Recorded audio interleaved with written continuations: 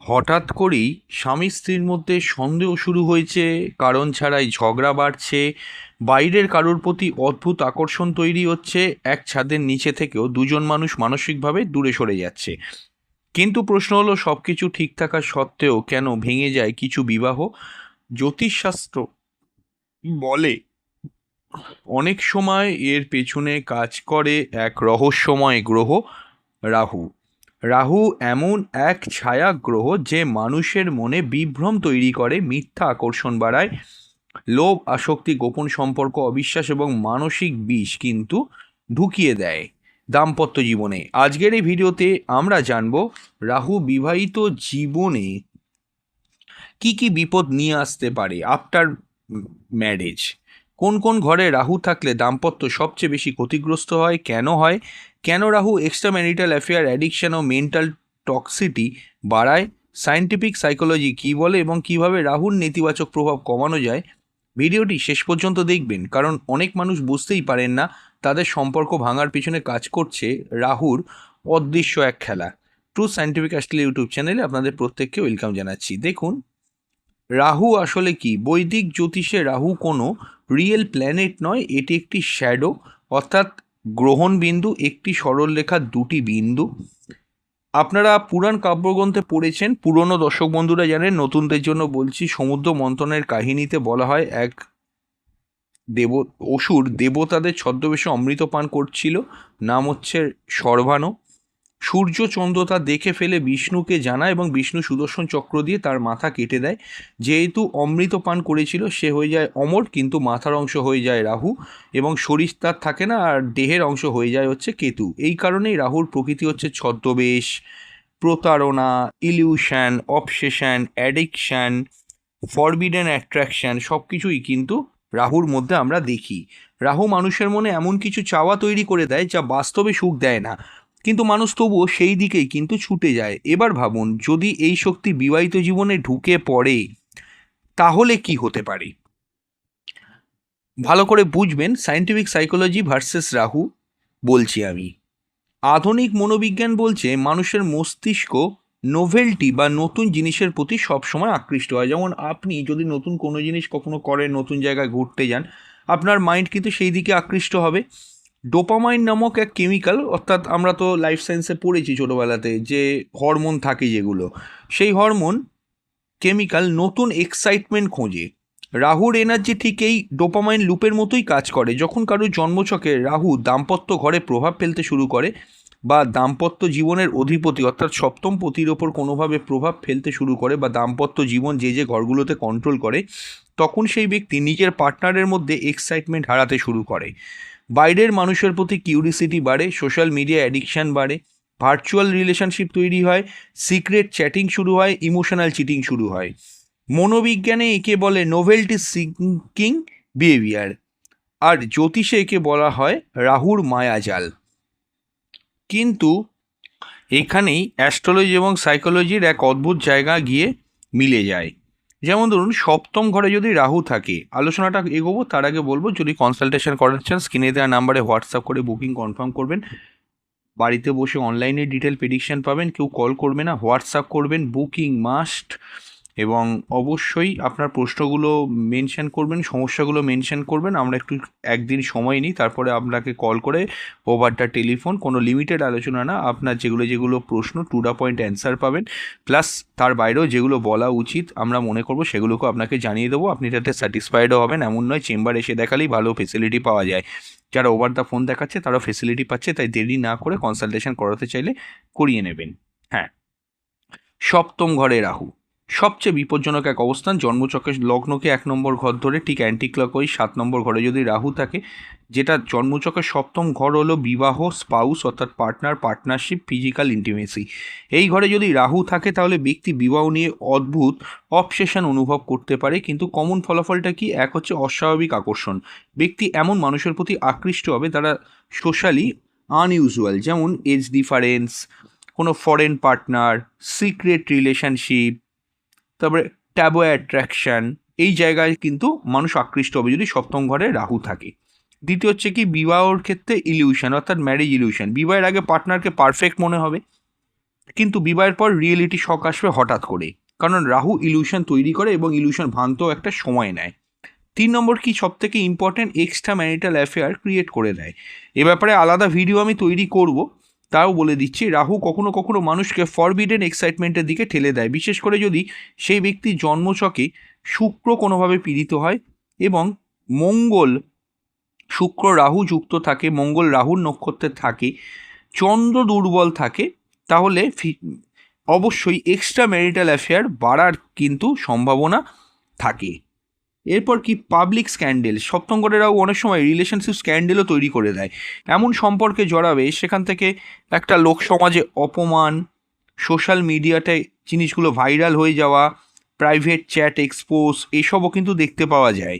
এই যে ঘটনাগুলো দেখেন আপনারা, যে একাধিক সম্পর্ক সেটা ফেসবুকে জানাজানি হয়ে গেছে, একটা বাজে স্ক্যান্ডেল হয়েছে, যেখানে যাচ্ছে তাকে ক্যারেক্টারলেস বলা হচ্ছে, তার চরিত্র সবাই জেনে যাচ্ছে, এই যে নেগেটিভ জিনিসগুলো ঘটতে থাকে সে ব্যক্তির জীবনে, এগুলো কিন্তু রাহুই ঘটায়। তাহলে রাহুর সঙ্গে মানসিক বিষটা কিভাবে, রাহু মানসিক বিষটা ঢোকায় মানুষের মধ্যে, দেখুন সব সমস্যা অ্যাফেয়ার নয়, অনেক সময় রাহু সাইলেন্টলি রিলেশনশিপকে কিন্তু ডিস্ট্রয় করে দেয়। যেমন unnecessary suspicion, toxic over thinking, spying behaviour, অর্থাৎ কি phone checking obsession, emotional manipulation, অর্থাৎ কি রাহু কিছু কিছু আচরণ মানুষকে করতে বাধ্য করে যাতে করে তার পার্টনার অফকোর্স মনে করবে যে এই সম্পর্কটা থেকে বেরিয়ে যাওয়ার প্রয়োজন আছে। আপনি লক্ষ্য করবেন যে ব্যক্তির জীবনে এটা থাকে সে বিপরীত লিঙ্গের সঙ্গে এই ব্যবহারটা করে এবং সেই বিপরীত ব্যক্তি কিন্তু অলওয়েজ চেষ্টা করে সেই সম্পর্ক থেকে বেরিয়ে যাবার। ব্যাপারটা ভালো করে বুঝবেন। ধরুন কারুর রাহু এফেক্টেড আছে বিবাহ বা প্রেমের ক্ষেত্রে, সে অলওয়েজ কি করবে কোনোভাবে।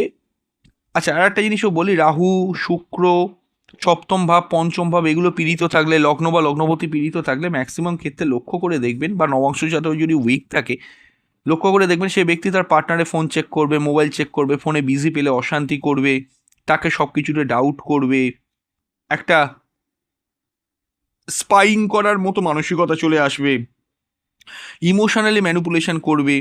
একজন পার্টনার যেখানে সবসময় ভাবছে ও নিশ্চয়ই আমাকে ঠকাচ্ছে, যার যে করছে, কিন্তু কোনো প্রমাণ পাচ্ছে না, প্রমাণ না পেয়ে কিছু বলতেও পারছে না, এটাই হচ্ছে রাহুর ম্যাজিক। তবুও সন্দেহ কিন্তু তার কোনো দিনই যাবে না, কন্টিনিউ এটা সে করতেই থাকবে, কারণ রাহু মানেই কি ফিয়ার প্লাস ইলিউশন তৈরি করে। এখানেই কিন্তু সম্পর্ক বা যার সঙ্গে করছে সে একদিন হতে হতে হতে একটা সময় গিয়ে ন্যাচারালি সেখান থেকে বেরিয়ে যায়, বেরিয়ে যেতে চায়, এই করতে গিয়ে সেকেন্ড অফ অল কোনো রিলেশনশিপের মধ্যে সে ইনভলভ হয়ে যায় যার সঙ্গে সে করছে। এবার দেখুন, বর্তমান যুগে রাহুর সবচেয়ে শক্তিশালী ক্ষেত্র হলো ডিজিটাল ইলিউশন, অর্থাৎ কি রাহু মানে কি টেকনোলজি, ইন্টারনেট, ভার্চুয়াল ওয়ার্ল্ডকে রাহু সাধারণত নিয়ন্ত্রণ করে থাকে। যদি কারো জন্মছকে রাহু খারাপভাবে অ্যাক্টিভেট থাকে তাহলে দেখা যায় excessive Instagram attraction, secret online relationship. Rahu পীড়িত থাকলে ম্যাক্সিমাম ক্ষেত্রে অনলাইনে রিলেশনশিপ তৈরি হয়, যেমন ফেসবুক থেকে পরিচয় হয়ে গিয়ে সম্পর্ক তৈরি হয়ে যাচ্ছে, সেখান থেকে বিবাহ হচ্ছে। বা মনে করো রাহু পীড়িত থাকলে এরকমও দেখা যায় যে যে ম্যাট্রিমনি সাইটগুলো ধরুন আছে, সেখানেও কারোর সঙ্গে পরিচয়, সেখানে বিবাহ করলো, কিন্তু পরে সেখান থেকে একটা মারাত্মক কোনো নেগেটিভ জিনিস বেরিয়ে এলো।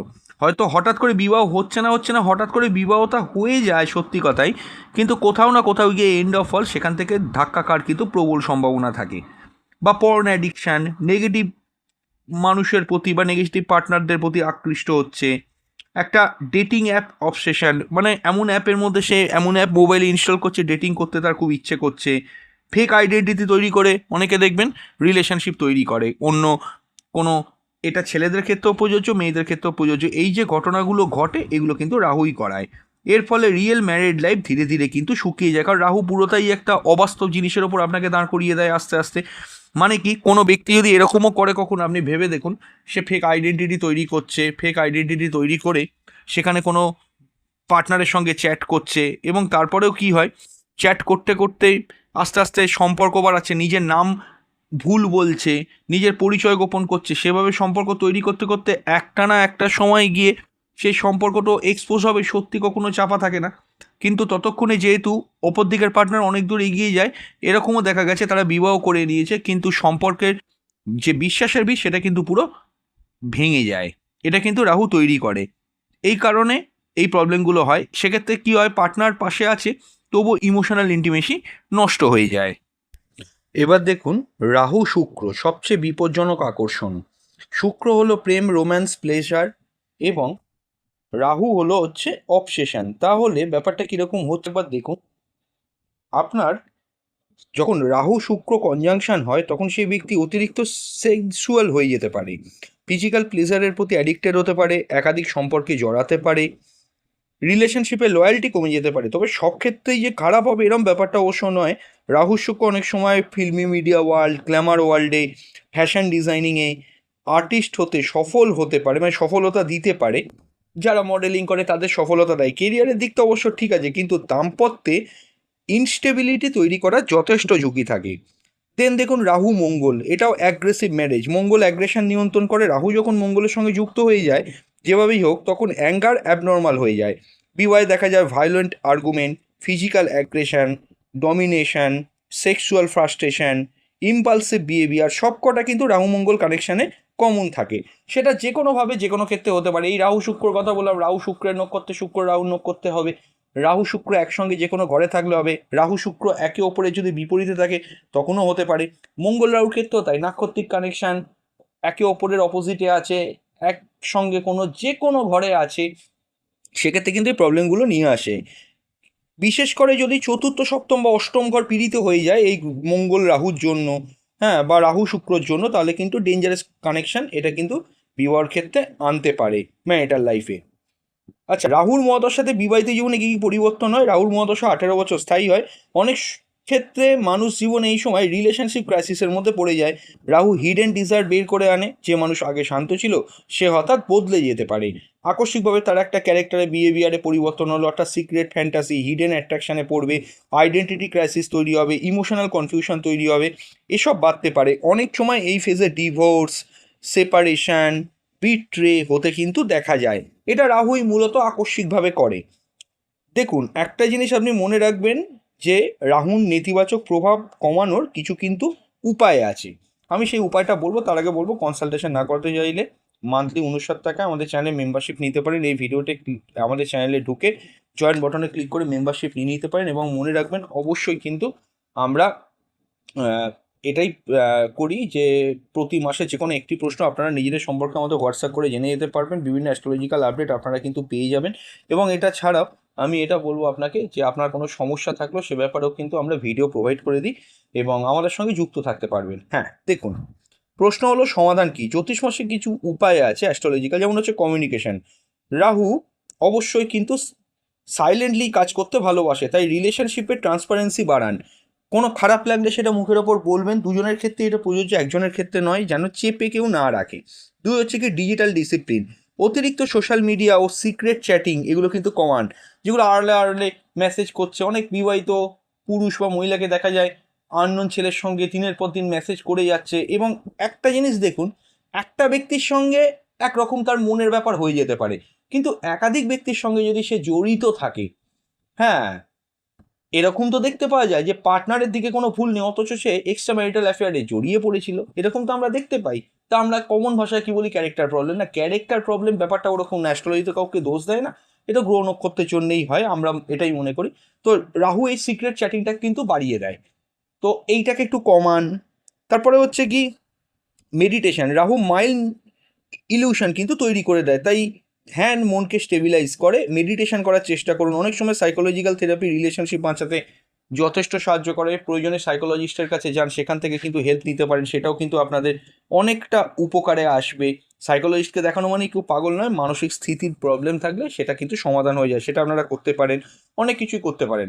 আচ্ছা, আলোচনাটা চলতে চলতেই বলবো, যারা যারা এখনো অবধি রাহুর কোনো প্রপার রেমেডি পাচ্ছেন না, তারা অবশ্যই কিন্তু মাছমণি লকেট ধারণ করতে পারেন। অনেকেই আমার কাছে জানতে চেয়েছিল রাহুর রেমেডি।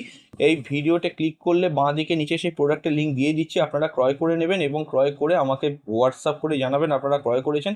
তাহলে আমরা কিভাবে ওটা মেনটেন করবেন সেগুলো আপনাদের কিন্তু জানিয়ে দেবো, এবং সেইভাবে মেনটেন আপনারা রাহুর একটা পোক্ত রেমেডি পাবেন, কোনো সাইড এফেক্ট হয় না, খুব ভালো কোয়ালিটির একটা মাছমণি লকেটের লিঙ্ক আমি এই ভিডিওর নিচে দিয়ে দিচ্ছি। হ্যাঁ, রাহু কখনো সরাসরি ধ্বংস করে না, সে মানুষের মনে এমন এক বিভ্রম তৈরি করে যেখানে মানুষ নিজেই নিজের সম্পর্ক নষ্ট করতে শুরু করে। তাই শুধুমাত্র দেখুন, পার্টনারকে দোষ দিলে তো হবে না, নিজের মাইন্ড প্যাটার্নকেও বুঝতে হবে। জ্যোতিষ আমাদের ভয় দেখানোর জন্য না, বরং অন্ধকারকে চিনিয়ে দেওয়ার জন্য। কারণ অন্ধকারকে চিনতে পারলে আলো খুঁজে পাবেন। ভিডিওটি ভালো লাগলে অবশ্যই লাইক করবেন, শেয়ার করবেন এবং সাবস্ক্রাইব করবেন। অবশ্যই কিন্তু আমাদের এই চ্যানেল টু সায়েন্টিফিক অ্যাস্ট্রোলজিকে কমেন্টে লিখুন, আপনি কি কখনো অনুভব করেছেন কোনো অদৃশ্য শক্তি ধীরে ধীরে একটা সম্পর্ককে বদলে দিচ্ছে। নমস্কার।